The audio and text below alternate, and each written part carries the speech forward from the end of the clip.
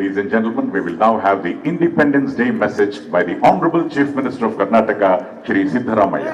ಸನ್ಮಾನ್ಯ ಮುಖ್ಯಮಂತ್ರಿಗಳಿಂದ ಸ್ವಾತಂತ್ರ್ಯೋತ್ಸವದ ಸಂದೇಶ.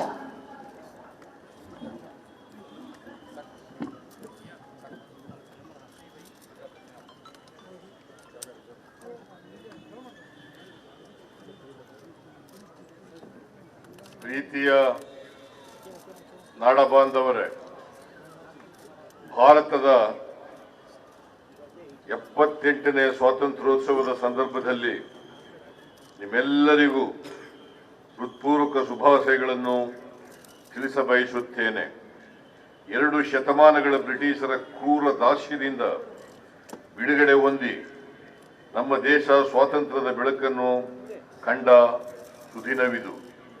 ಇಡೀ ಜಗತ್ತೇ ಒಪ್ಪಿಕೊಂಡಂತೆ ಭಾರತದಲ್ಲಿ ನಡೆದ ಸ್ವಾತಂತ್ರ್ಯ ಹೋರಾಟಕ್ಕಿಂತ ಹೆಚ್ಚು ಪ್ರಾಮಾಣಿಕವಾದ ಮತ್ತು ಅಹಿಂಸಾತ್ಮಕವಾದ ಇನ್ನೊಂದು ಸ್ವಾತಂತ್ರ್ಯ ಹೋರಾಟ ಚರಿತ್ರೆಯಲ್ಲಿ ನಡೆದಿಲ್ಲ. ಇಂತಹ ಅಭೂತಪೂರ್ವ ಹೋರಾಟಕ್ಕಾಗಿ ನಮ್ಮ ಬದುಕನ್ನೇ ಮುಡಿಪಾಗಿಟ್ಟ ಹಾಗೂ ಅಮೂಲ್ಯವಾದ ಪ್ರಾಣವನ್ನೇ ಬಲಿದಾನ ಮಾಡಿದ ಎಲ್ಲ ಮಹಾನ್ ಚೇತನಗಳಿಗೆ ಈ ಸಂದರ್ಭದಲ್ಲಿ ಶ್ರದ್ಧಾಪೂರ್ವಕ ನಮನಗಳನ್ನು ಅರ್ಪಿಸುತ್ತೇನೆ. ಸ್ವಾತಂತ್ರ್ಯ ಸಂಗ್ರಾಮದ ಕಾಲಘಟ್ಟವನ್ನು ಮೆಲುಕು ಹಾಕುವಾಗ ಈ ವರ್ಷ ಅಂದರೆ 2024ನೇ ಇಸ್ವಿ ಹಲವು ರೀತಿಯಲ್ಲಿ ಮಹತ್ವದ್ದಾಗಿದೆ. ಮುಖ್ಯವಾಗಿ 1924ರ ಭಾರತೀಯ ರಾಷ್ಟ್ರೀಯ ಕಾಂಗ್ರೆಸ್ನ ಚಾರಿತ್ರಿಕ ಬೆಳಗಾವಿ ಅಧಿವೇಶನ ನಡೆದು 100 ವರ್ಷಗಳಾಗಿವೆ. ಅದೇ ರೀತಿ ಭಾತೃತ್ವದ ಆಧಾರದಲ್ಲಿ ದೇಶವನ್ನು ಕಟ್ಟುವ ಸ್ವಾತಂತ್ರ್ಯ ಚಳುವಳಿಗಾರರ ಆಶಯವನ್ನು ನಮ್ಮ ಸಂವಿಧಾನ ಪ್ರತಿಪಾದಿಸಿದೆ. ಕರ್ನಾಟಕದ ಬಸವಾದಿ ಶರಣರು ಪ್ರತಿಪಾದಿಸಿದ ಕಾಯಕ, ದಾಸೋಹ ಮತ್ತು ಸಮಸಮಾಜ ನಿರ್ಮಾಣದ ತತ್ವಗಳು ಸಂವಿಧಾನದ ಮೂಲಭೂತ ಆಶಯಗಳಿಗೆ ಸಮೀಪವಾಗಿವೆ. ಈ ಮೌಲ್ಯಗಳನ್ನು ಆಧಾರವಾಗಿರಿಸಿಕೊಂಡು ಸಾಮಾಜಿಕ ನ್ಯಾಯ ಮತ್ತು ಆರ್ಥಿಕ ಸಮಾನತೆಗೆ ವಿಶೇಷವಾದ ಆದ್ಯತೆ ನೀಡಿ ರಾಜ್ಯದ ಸರ್ವತೋಮುಖ ಬೆಳವಣಿಗೆಯನ್ನು ಸಾಧಿಸುವ ಮತ್ತು ಆ ಮೂಲಕ ರಾಷ್ಟ್ರ ನಿರ್ಮಾಣದಲ್ಲಿ ಪಾಲ್ಗೊಳ್ಳುವ ಕಾರ್ಯವನ್ನು ಕರ್ನಾಟಕದಲ್ಲಿ ನಾವು ಮಾಡುತ್ತಿದ್ದೇವೆ. ಇದು ಅಭಿವೃದ್ಧಿಯ ಕರ್ನಾಟಕ ಮಾದರಿ. 2023ರಲ್ಲಿ ಸ್ಪಷ್ಟ ಬಹುಮತದೊಂದಿಗೆ ಅಧಿಕಾರಕ್ಕೆ ಬಂದ ನಮ್ಮ ಸರ್ಕಾರ ಕಳೆದ 15 ತಿಂಗಳುಗಳ ಅವಧಿಯಲ್ಲಿ ಈ ನಿಟ್ಟಿನಲ್ಲಿ ಸ್ಪಷ್ಟ ಹೆಜ್ಜೆಗಳನ್ನು ಇರಿಸಿದೆ. ಚುನಾವಣೆಯ ಸಂದರ್ಭದಲ್ಲಿ ನೀಡಿದ ಭರವಸೆಯಂತೆ 5 ಗ್ಯಾರಂಟಿ ಯೋಜನೆಗಳನ್ನು ಜಾರಿಗೊಳಿಸುವ ಮೂಲಕ ರಾಜ್ಯದ ಸಮಸ್ತ ಜನರ ಬದುಕಿಗೆ ಒಂದು ಆರ್ಥಿಕ ಭದ್ರತೆಯನ್ನು ಒದಗಿಸುವ ಕೆಲಸ ನಮ್ಮ ಸರ್ಕಾರ ಮಾಡುತ್ತಿದೆ. ಹೆಚ್ಚುತ್ತಿರುವ ಆರ್ಥಿಕ ಅಸಮಾನತೆಯಿಂದಾಗಿ ಬಸವಳಿದು ಹೋಗಿರುವ ಜನರ ಬದುಕಿಗೆ ಈ ಯೋಜನೆಗಳು ನೆಮ್ಮದಿ ತಂದಿವೆ. ಈ ಯೋಜನೆಗಳ ಮೂಲಕ ಸಂಪತ್ತಿನ ಮರುಹಂಚಿಕೆ ಒತ್ತು ನೀಡುತ್ತಲೇ ರಾಜ್ಯದ ಆರ್ಥಿಕ ಬೆಳವಣಿಗೆಯನ್ನು ಸುಸ್ಥಿರವಾದ ರೀತಿಯಲ್ಲಿ ಹೆಚ್ಚಿಸಲು ಕೂಡ ಅಷ್ಟೇ ಬದ್ಧತೆಯಿಂದ ಕಾರ್ಯಕ್ರಮಗಳನ್ನು ಹಮ್ಮಿಕೊಂಡಿದ್ದೇವೆ. ಆರ್ಥಿಕ ಬೆಳವಣಿಗೆ ಮತ್ತು ಆರ್ಥಿಕ ಸಮಾನತೆಯನ್ನು ಸಾಧಿಸುವುದರ ಜೊತೆಗೆ ಈ ನೆಲದ ಸಾಮಾಜಿಕ ಸೌಹಾರ್ದತೆ ಮತ್ತು ಸಹಬಾಳ್ವೆಯ ಪರಂಪರೆಯನ್ನು ಮುಂದುವರಿಸಿ ಕರ್ನಾಟಕವನ್ನು ನಿಜ ಅರ್ಥದಲ್ಲಿ ಸರ್ವ ಜನಾಂಗದ ಶಾಂತಿಯ ತೋಟವನ್ನಾಗಿ ರೂಪಿಸಲು ನಾವು ಕಾರ್ಯತತ್ಪರಾಗಿದ್ದೇವೆ. ಕಲ್ಯಾಣ ಯೋಜನೆಗಳು. ನಮ್ಮ 5 ಗ್ಯಾರಂಟಿ ಯೋಜನೆಗಳಾದ ಗೃಹಲಕ್ಷ್ಮಿ, ಶಕ್ತಿ, ಗೃಹ ಜ್ಯೋತಿ, ಅನ್ನಭಾಗ್ಯ ಮತ್ತು ಯುವನಿಧಿ ಯೋಜನೆಗಳಿಂದಾಗಿ ಮಾಸಿಕ ಸರಾಸರಿ 4,000ರಿಂದ 5,000 ರೂಗಳಷ್ಟು ಪ್ರತಿ ಫಲಾನುಭವಿ ಕುಟುಂಬಕ್ಕೆ ಪ್ರತ್ಯಕ್ಷ ಮತ್ತು ಪರೋಕ್ಷವಾಗಿ ಲಭಿಸುತ್ತದೆ. ಇದು ಹಲವು ಕಾರಣಗಳಿಂದ ಸಂಕಷ್ಟದಲ್ಲಿರುವ ಕುಟುಂಬಗಳಿಗೆ ನೇರ ಆರ್ಥಿಕ ನೆರವು ನೀಡುವ ಯೂನಿವರ್ಸಲ್ ಬೇಸಿಕ್ ಇನ್ಕಮ್ ಪರಿಕಲ್ಪನೆ.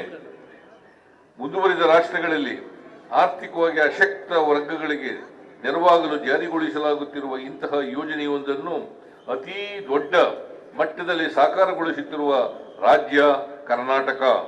ಈ ಬಗ್ಗೆ ನಮಗೆ ಹೆಮ್ಮೆ ಇದೆ. ಈ ಯೋಜನೆಗಳು ಮುಂದುವರಿಯಲಿವೆ.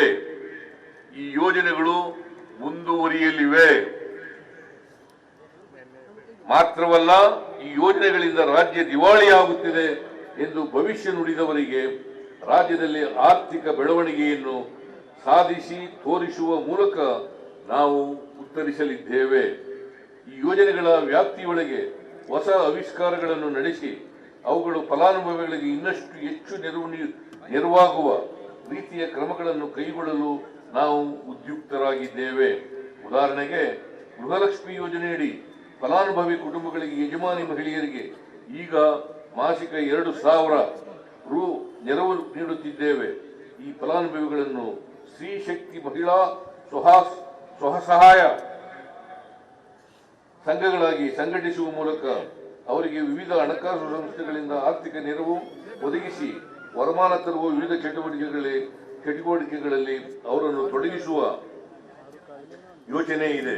ಅದೇ ರೀತಿ ಯುವ ನಿಧಿಯ ಫಲಾನುಭವಿಗಳಿಗೆ ಕೌಶಲ್ಯ ಅಭಿವೃದ್ಧಿ ತರಬೇತಿಯನ್ನು ನೀಡಲು ಕ್ರಮ ವಹಿಸಲಾಗುತ್ತಿದೆ. ಶಕ್ತಿ ಯೋಜನೆಯಡಿ ಮಹಿಳೆಯರು 270 ಕೋಟಿ ಟ್ರಿಪ್ ಉಚಿತ ಪ್ರಯಾಣ ಸೌಲಭ್ಯ ಪಡೆಯುವ ಮೂಲಕ 6,541 ಕೋಟಿ ರುಗಳಷ್ಟು ಪ್ರಮಾಣ ವೆಚ್ಚ ಉಳಿತಾಯ ಮಾಡಿದ್ದಾರೆ.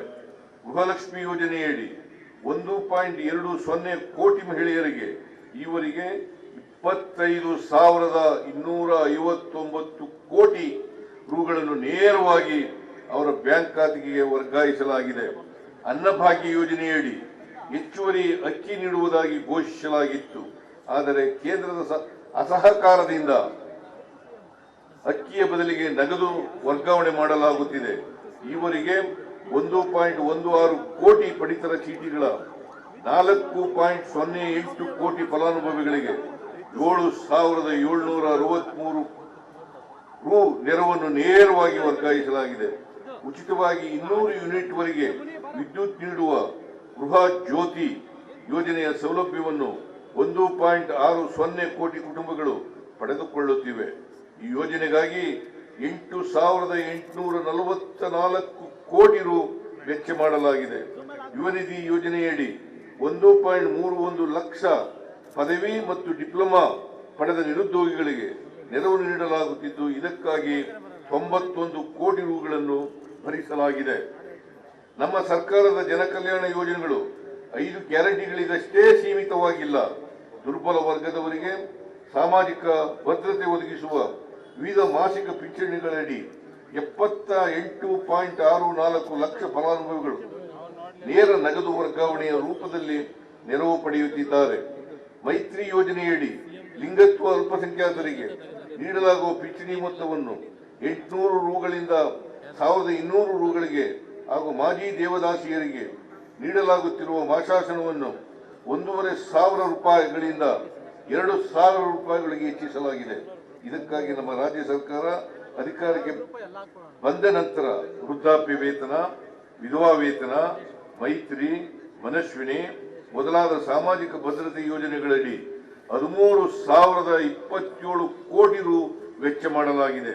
ಇದರ ಜೊತೆಗೆ ನಮ್ಮ ಸರ್ಕಾರ ಅಧಿಕಾರಕ್ಕೆ ಬಂದ ನಂತರ ಹಾಲು ಉತ್ಪಾದಕರ ಖಾತೆಗಳಿಗೆ 1,822.28 ಕೋಟಿ ರುಗಳ ಪ್ರೋತ್ಸಾಹ ಧನವನ್ನು ಡಿಬಿಟಿ ಮೂಲಕ ವರ್ಗಾವಣೆ ಮಾಡಲಾಗಿದೆ.